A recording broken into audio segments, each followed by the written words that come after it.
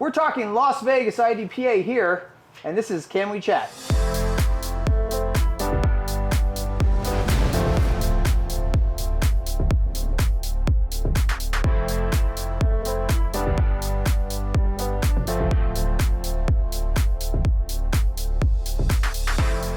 What's up? My name is Paul G from the Speed King shooting team, helping you elevate the shooting skills safely and accurately. This channel will help you clarify IDPA rules, shooting techniques, and inform you of the newest accessories and what's going on in the shooting community. If you're new here, consider subscribing. We are here with Chad Cunningham. Wow, thank you very much for coming. Yep, you bet. I appreciate you taking the time. No I problem. mean, this is really nice. It's going to be a good time. Taking a little time out of your busy schedule. Yes. And I'm sure it's extremely busy. Yes, yes. It has been a lot of preparation to get to this point. Oh, a lot of preparation. So, you know what, in the past, I haven't seen very many clubs, IDPA clubs in Nevada, period. Is there a reason for that? Do you know of the reason for that? Or? Well, for a while, there hasn't been a lot of places to facilitate an IDPA club in Las Vegas. Now, there's been there, but we've been told at our particular facility that we could not host sanctioned matches for some time. And I'm talking 13 years time frame. We were told by our bylaws, and there was some bad interpretations of what we could or could not do, that we couldn't host sanctioned matches. So the one big club that was shooting IDPA matches for quite a long time could not grow really the sport very big because we were not able to do so. New e-board at the range. Oh yeah, by the way, all that we were telling you was not true. You can host sanctioned matches. Okay. And so it's growing again. It's getting bigger. There is another club on the outskirts of Las Vegas, actually in Boulder City, that is running an IDPA match. But yeah, I know there's another club in Reno that's running an IDPA match. Yes. But you're right. There's not you guys are from California. I mean, how many clubs are from Riverside to Lompoc? Well, so I know in Nevada alone, there was supposed to be 3.5 clubs, right? Right. One of the clubs I looked up was actually USPSA, but they claimed that they were IDPA, so I wasn't sure how that goes along. So that was my main question. I was just wondering why there wasn't more popularity in IDPA in Nevada. And I was just wondering, we're very much for clearing we're that working on it. Yeah, we're working on it. So the Desert Sportsman Rifle and Pistol Club has been around for quite a while. Almost 80 years. 1959? Yeah, it's been a long time. Yeah, so not quite 80 years, but yeah, it's been around a long time. Long time. And so when you start, how long have you been a member there?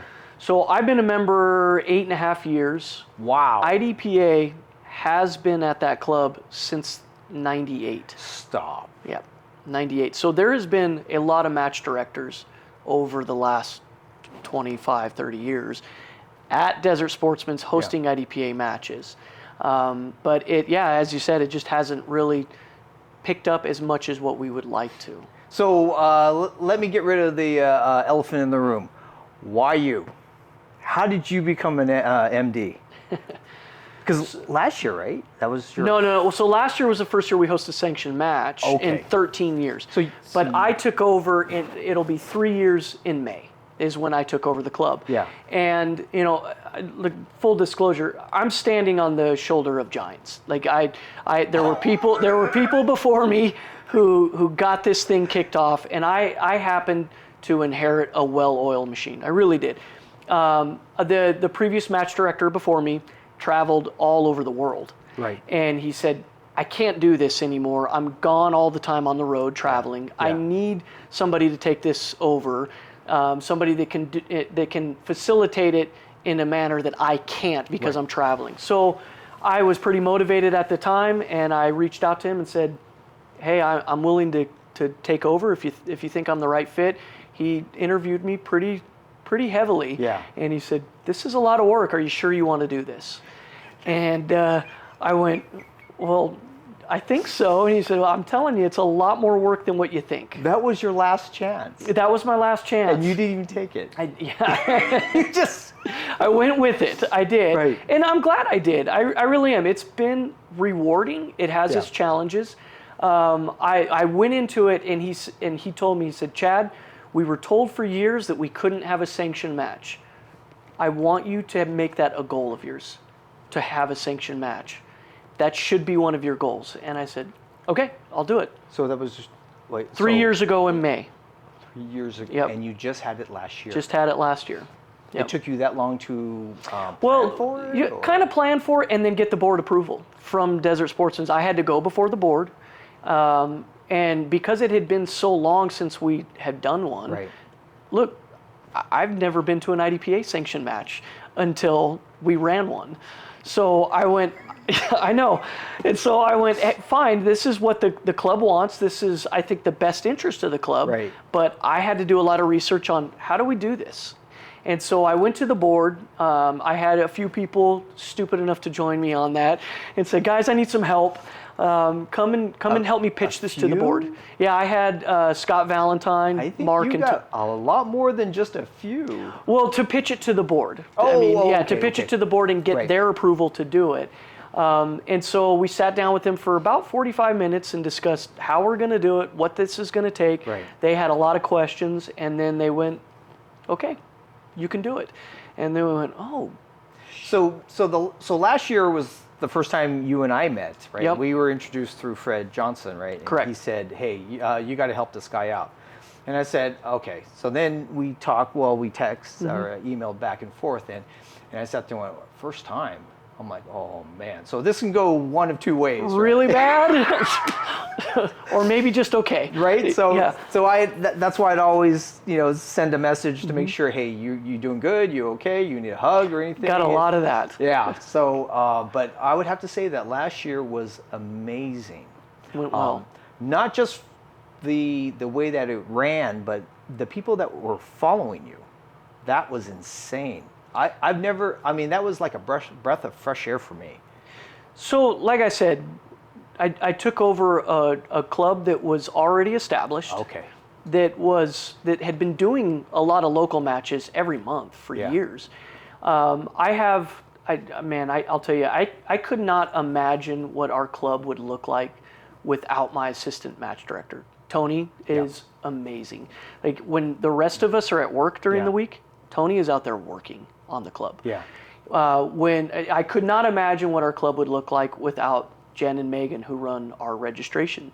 They are amazing. The club works the way it does because of the volunteers. Yeah. Without them, there wouldn't be a club, period, end of story. Yeah. So while I can't take credit for the whole thing, I really can't, I have an amazing team of people that make this happen. So how do you think you performed last year as a match director?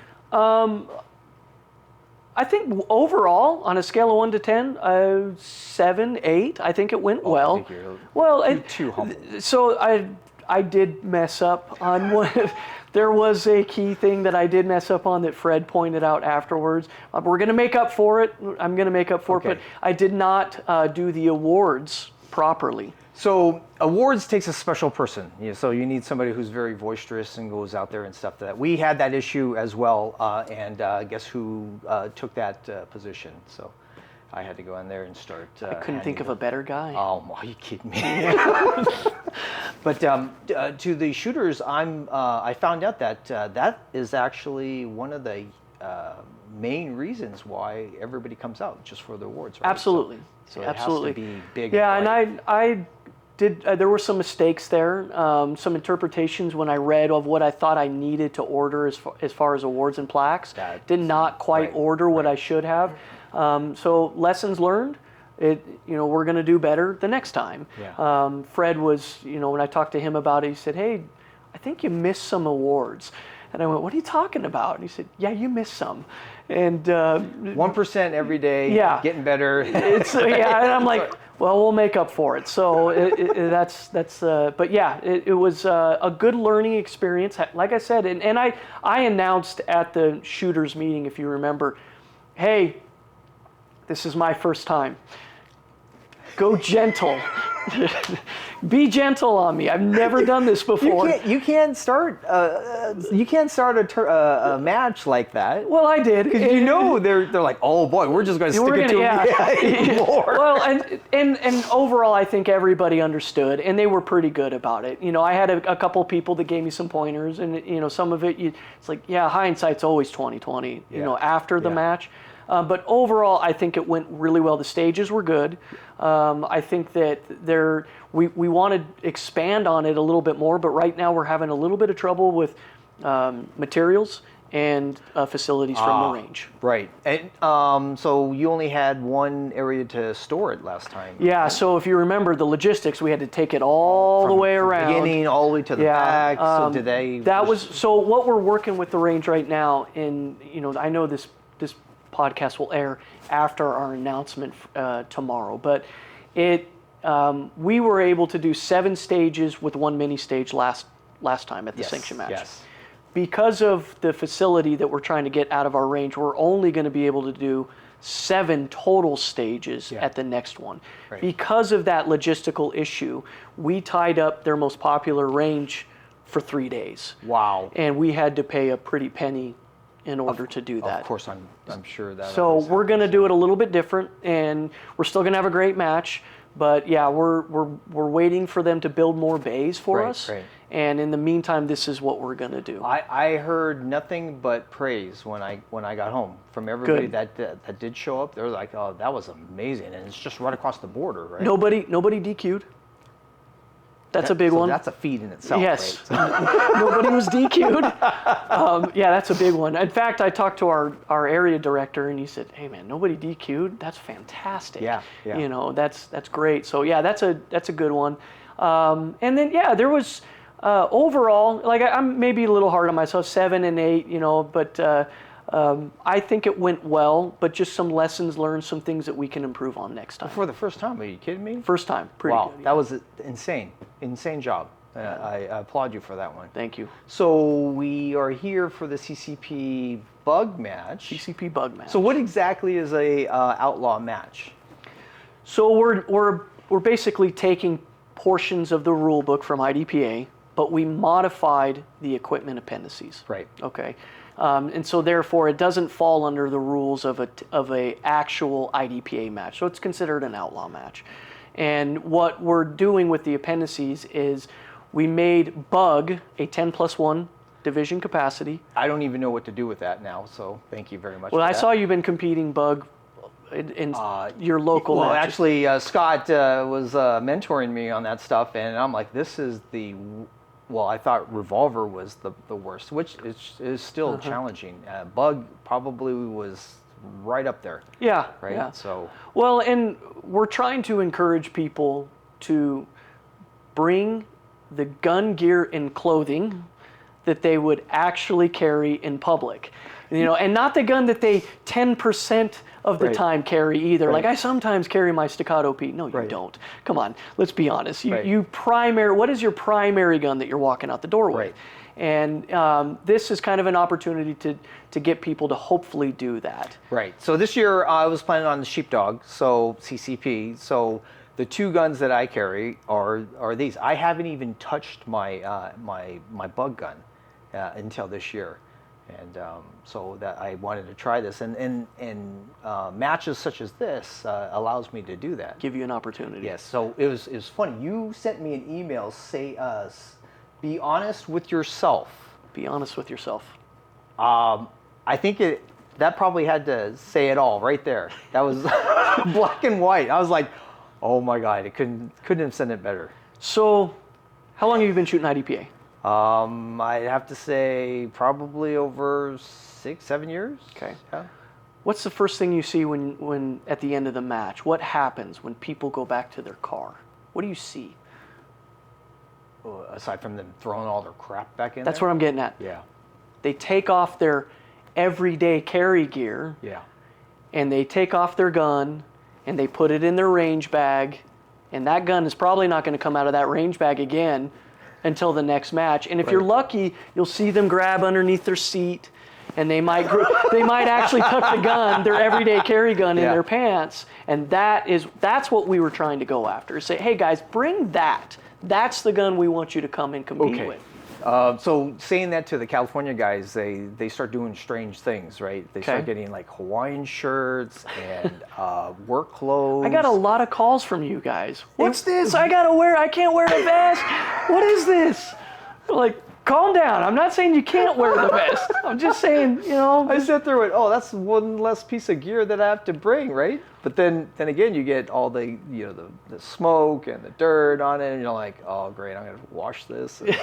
But what a great concept. That's awesome concept. So what else is going on with the Outlaw Match? So how many stages are there? In 7 stages, okay. 6 regular stages, one warm-up stage is what we're doing. So 7 total stages. Are we throwing guns in the boxes as well? So we will. It's going to be kind of on an as-needed basis, like what we did at the sanction match. We bring up everybody up on the line. We just kind of look. If somebody's looking like, hey, that staccato is not going to fit in the bug box, probably won't fit in there, then why don't you come back behind the line so we can take a look at it? It's going to be more on the, let's get everybody out there and take a look at it. That was specifically for me, right? Yeah. That's what I thought. Yeah. Oh, no. So your sponsor is Taurus, right? So Brazilian company, and now here. So we met Caleb, or Tony met Caleb at the gun show, or SHOT Show, a year and a half ago. Okay. Not this year, but the year before.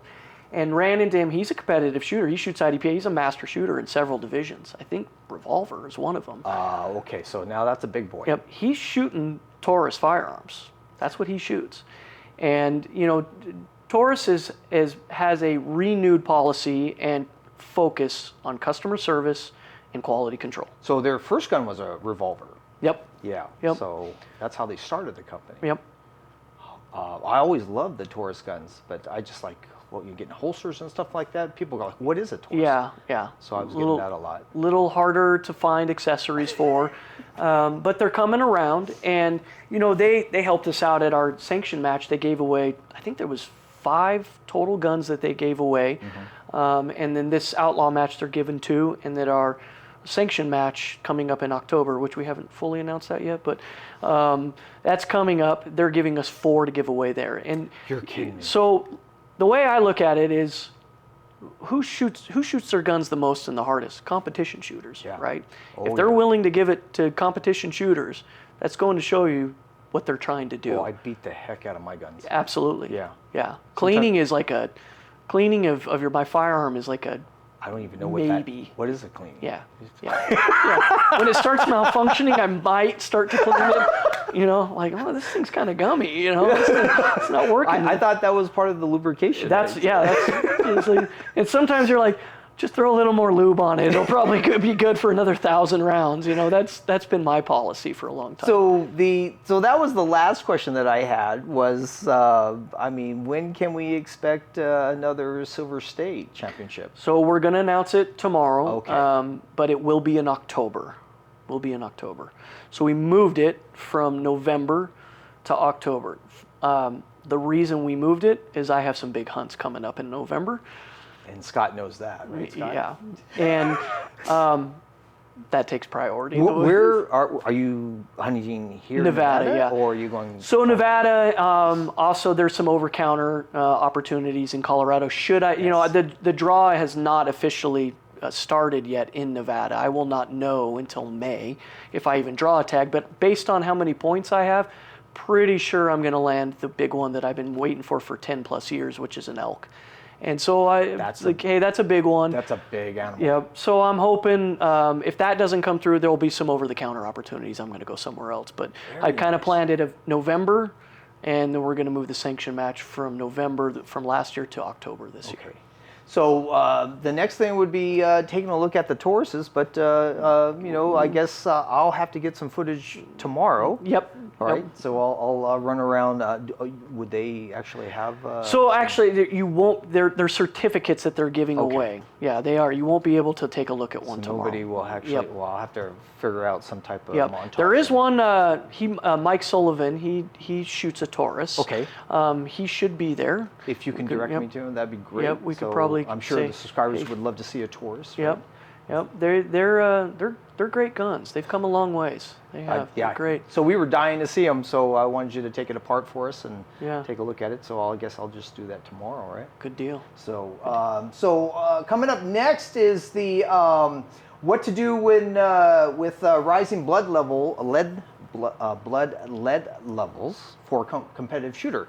That'll be our next video. That's coming out not this Sunday, but next Sunday. So stay tuned for that. Other than that, I think that's doing pretty well. So thank you so much for tuning in to Can We Chat Las Vegas IDPA. Please consider being a part of the shooting community, building relationships around safe gun practice and IDPA competitions. My name is Paul G, and this is Chad Cunningham. Please be safe, and we shall see you on the range. Like, share, subscribe.